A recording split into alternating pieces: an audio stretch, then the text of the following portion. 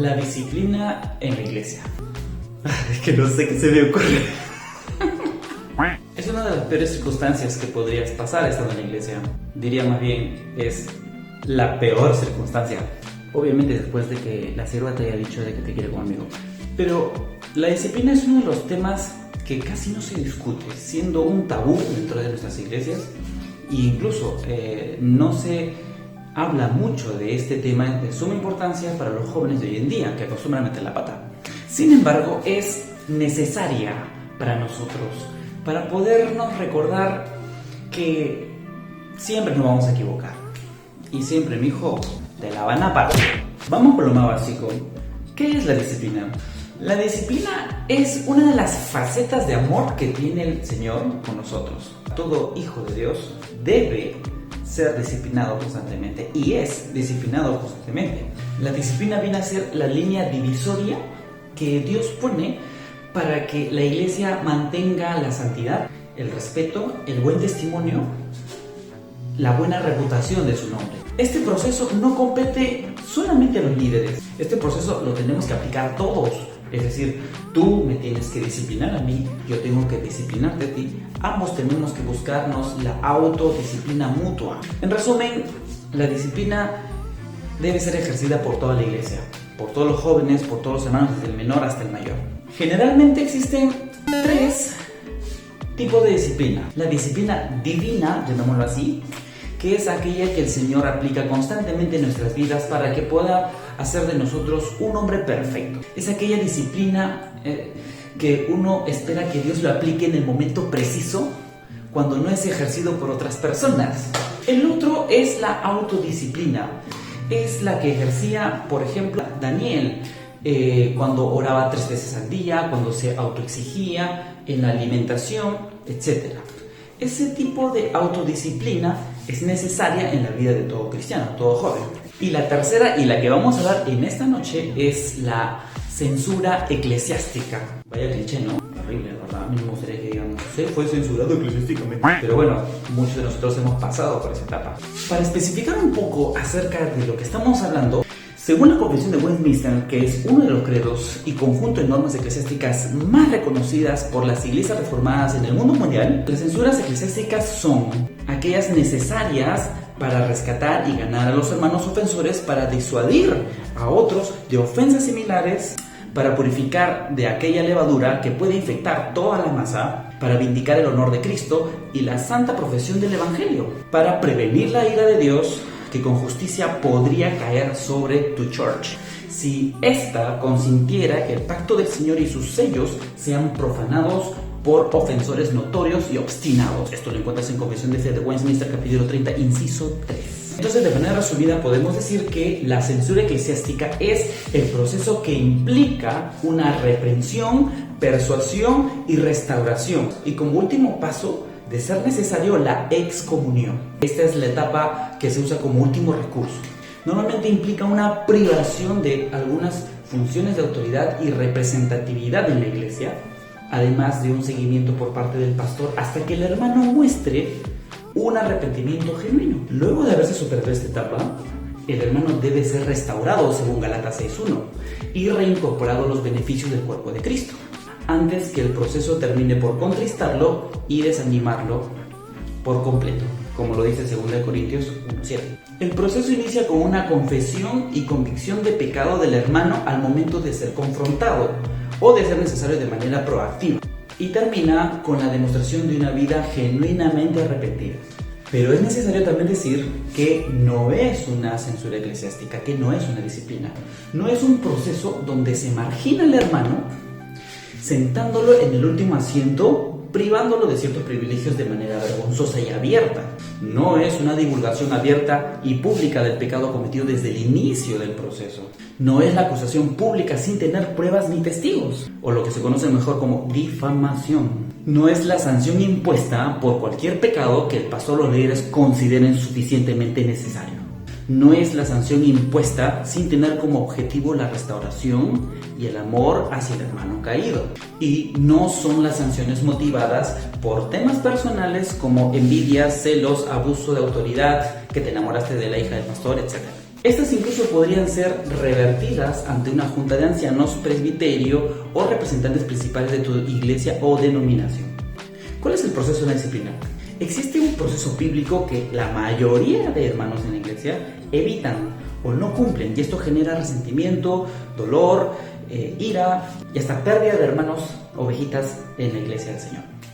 Pero vamos a hablar acerca de ellos. Primer paso, reprensión individual. Si tu hermano te ofendió o tú eres testigo de su pecadillo, entonces lo primero que tú tienes que hacer es confrontarlo individualmente. Sí, hermano, acá exige mucho coraje. Tienes que acercarte y decirle: siervo, te he visto pecando ahí con la sierva, ¿no? El siguiente paso es la reprensión con 2 o 3 testigos. Es necesario los testigos para que bajo estos testigos conste todo hecho y que sea la garantía de que tú estás obrando adecuadamente y bíblicamente. Luego de que 2 o 3 personas lo hayan confrontado y le hayan dicho: siervo, conviértete, arrepiéntete, y él no hace caso al hecho, entonces ya tendrías que informarlo a la iglesia, en este caso a tu pastor o a las autoridades eclesiásticas competentes, para que ellos puedan de manera grupal a nivel de toda la iglesia persuadirlo al hermano para que pueda, en este caso, arrepentirse, cambiar de camino. Ya como el último paso, si el hermano decide ser insistente en su pecadillo, que está ahí, todo, dale, que se embarre y todo, entonces en ese caso ya tendrías que considerarlo como un no cristiano. Y esto es lo que se denomina como expulsión o excomunión de la iglesia, la cual no necesariamente es permanente. Ojo, no es que al hermano ya le expulsaron y ya simplemente él ya es un mundano para siempre, ¿no? Siempre puede retomar el camino. Ningún pecador se desecha, hermanos, ojo, ningún pecador puede desecharse. Ahora, de manera práctica, ¿cómo podrías hacer todo esto? Número 1, ve y acércate a tu hermano y dile: siervo, estás en pecado, pues. Te he visto, hermano, ahí en las cajamonedas, por favor. Te he visto ahí con el vasito, hermano. Esa foto en Instagram no fue de casualidad. O te he visto con la sierva ahí, hablando en lenguas. Ayúdalo de manera personal. Tenga una conversación con él, aconséjalo, anímalo, ayúdalo, ¿no? Una reprensión con testigos. En el caso de represión con testigos, pues búscate una persona de confianza que sepa guardar en privado estas cosas para que puedan confiar ambos y de esta manera acercarse al hermano o a la hermana para que puedan confrontarlo y de esa manera ayudarlo a que ella pueda o él pueda convencerse del pecado que está cometiendo y arrepentirse. La represión ante la iglesia, ya esto llega al paso cuando tú ves que el pecado es tan obvio, es de dominio público, que ya es imposible pues poder continuar con este proceso de manera privada porque ya es de dominio público. En ese caso ya tendrían que entrar las instancias superiores, ¿no?, de tu iglesia, por ejemplo tu pastor, tu junta directiva o tu consistorio, bueno, como se llame. Entonces ellos van a tener que informar a toda la iglesia de que el hermano está en pecado, pero que por favor oren por él y visítenlo para que él pueda continuar con su vida como cristiano. Hasta aquí no se está informando acerca de mayores detalles, ojo. ¿Por qué? Porque se busca mantener la privacidad del buen nombre de la persona. Lo importante es el arrepentimiento. Ahora, cuando ya es un pecado de dominio público, en el sentido de que ya todos saben a ciencia cierta qué clase de pecado está cometiendo el hermano, pues ahí ya se puede pronunciar el pecado, ¿no? Pero esto no es un pronunciamiento a nivel eclesiástico de manera directa, no. Esto simplemente es una pedida de oración o simplemente pidiendo a los hermanos que puedan animar a este hermano para que pueda dejar ese camino. Solamente recién en la última parte, en la de la excomunión o la expulsión, se puede llamar o se debe llamar a toda la iglesia en general dentro de una reunión y obviamente informar que el hermano está pasando a ser excomulgado, ¿no? Es una situación bastante penosa, no se recomienda utilizar como primera opción, pero hay ocasiones en que es necesario.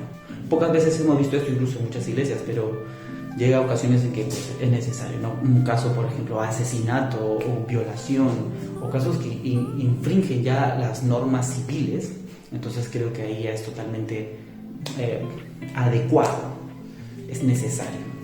Así que, hermanito, ya sabes, no vayas a chancar de frente a tu hermano haciendo un escándalo de su pecado si es que lo encuentras pecando o en una situación infragante, no. Tienes que ser bastante privado, bastante cauteloso, buscando mantener la buena reputación de tu hermano. Además que deberías corroborar el hecho, ¿no?, ya que las chismoserías aquí están de más. No se puede juzgar a un hermano a no ser sea por 2 o 3 testigos, ya lo sabes. Estoy disciplinado, ¿qué es lo que debo hacer? Bueno, esa es una pregunta bastante complicada, ¿no? Pero vamos a tratar de hacerlo lo más sencillo posible. Primero, hay que evaluar si la disciplina es válida o no.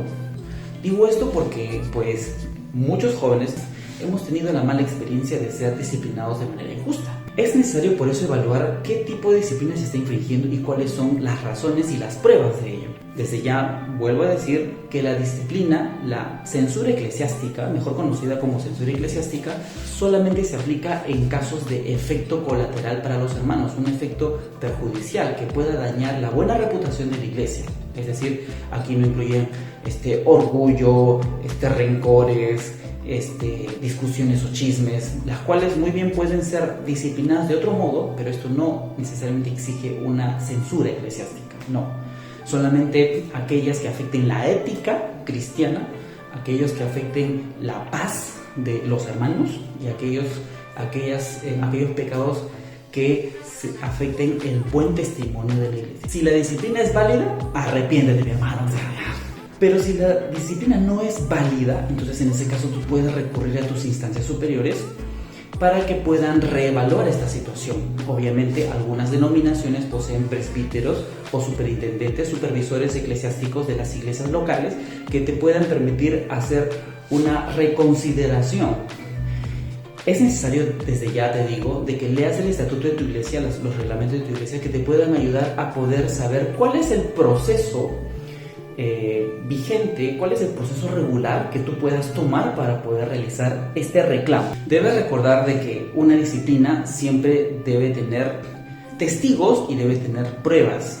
Sin estos dos elementos no se puede infringir una censura eclesiástica. Se puede hacer una llamada de atención, se puede quizás hacer una amonestación, mas no una censura eclesiástica, porque la censura eclesiástica exige testigos y unas pruebas válidas, pruebas demostradas. Luego de haber reconocido tu falta, pues tienes que ir y pedir perdón a aquellas personas que han sido afectadas por tu acto. En este caso pueden ser familiares, pueden ser una señorita, puede ser un hermano, una hermana, el pastor, o una familia entera, o una situación laboral, etc. Es necesario que hagas esto, hermano, ¿para qué? Para restablecer la paz dentro del entorno eclesiástico y no eclesiástico y restituir el buen nombre de la iglesia y del Señor. Aquí no hay medias tintas, ¿sí? Aquí es necesario que tú personalmente te acerques y le digas: siervo, hermano, perdóneme. Hermano, perdóneme, fue mi error, no lo volveré a hacer. ¿Por qué? Porque es necesario ese contacto, ya que eso demuestra mucho coraje, mucha valentía, el reconocimiento total del pecado. Luego de que ya hayas reconocido y hayas aplicado este arrepentimiento tanto a nivel iglesia y a nivel hermanos o a nivel personas, pues debes hacer el papeleo. En algunas iglesias se usa el libro de actas para que tú puedas escribir los detalles sobre tu disciplina. Por ejemplo, en este caso, el acto en sí mismo que se cometió, el proceso que va a llevar, donde incluyen las actividades que tú vas a hacer mientras estás en este proceso, las privaciones que vas a tener, como por ejemplo si eres un líder, obviamente vas a dejar de serlo, al menos por ese periodo, y algunos otros cargos y funciones que desempeñes dentro de la iglesia. Y en algunas ocasiones, dependiendo de la iglesia en que estés, pues se te va a privar de la Santa Cena. Lo que sí te aconsejo que puedas solicitar es de que se te diga el periodo exacto de la disciplina. Algo que no me gusta, que veo en muchas iglesias, es de que el periodo lo establece el pastor de manera personal. Eso podría afectar mucho a la intención de la censura eclesiástica, que es restaurar al hermano. Es necesario hablar de esto porque la idea es no desanimarlo por completo, como dice 2 Corintios 1:7. Es necesario que exista, por tanto, un periodo específico donde se le puede evaluar al hermano. Luego de ello, obviamente, se puede hacer una última evaluación, porque no necesariamente el haber pasado ese periodo significa de que una persona esté arrepentida. Debe dar señales claras de un arrepentimiento genuino. Sin embargo, estas pruebas o estas evidencias deben ser muy concretas en relación justamente al hecho cometido. Pon mucho ojo en las exigencias que se te impondrán para que tú puedas llevar a cabo este proceso disciplinario. Por ejemplo, en algunos se les pide ciertos días de oración, ayuno, asistencia cultica, consejería pastoral, servicio de limpieza, etc. Así que sería bueno que sean muy específicos dentro del documento que van a escribir para que tú puedas tenerlo en cuenta. De ese modo, pues puedan puedas considerar que tu progreso está yendo adecuadamente. Cuando haya finalizado este proceso, tú puedes solicitar a los líderes o a los que participaron en esta reunión nuevamente que se acerquen y hagan una segunda reunión para que ellos puedan hacer la evaluación. Es necesario hacer esto, hermanos, y solicitarlo y tener una fecha ya, desde ya, en la fecha de finalización, acercarse y volver a hacer esta reunión para que el hermano pueda tener una respuesta de cómo ha estado yendo y de este modo poder animar al hermano a ver si ya pudo finalizar con éxito este proceso. Además, también se debe fijar dentro de un acta que el hermano ha sido levantado de este proceso, ha sido restaurado, reincorporado al cuerpo de Cristo. Esto va a ayudar para que más adelante, si alguien quiera hablar mal del hermano diciendo de que su disciplina sigue constante, pues se pueda demostrar mediante un acta de que esto no es así. En el caso de la restitución de los cargos, pues eso va a depender mucho, ¿no?, de la iglesia en general, de los líderes de tu iglesia. ¿Por qué? Porque en algunos pues creen de que ya no puedes ejercer esos cargos, ya no puedes ser líder. En realidad creo que va a depender mucho del grado, de la gravedad, ¿no? Entonces, bien, ya sabes que es una disciplina eclesiástica, ya entiendes la diferencia entre disciplina y censura eclesiástica. ¿Cuántas veces has pescado a un hermano haciendo su pecadillo? ¿Cuántas veces has reconocido que tienes un pecadillo? ¿Estás a punto de ser descubierto para poder justificar que te censuren eclesiásticamente? Ten cuidado, siervo. Recuerda lo que le dijo Dios a Caín: el pecado está a la puerta, mas tú puedes dominarlo. Así que, ánimos. Y te recomiendo que luches continuamente con el pecado para que no llegues a pasar por esta mala experiencia, que para nada te va a servir, mi siervo, para nada.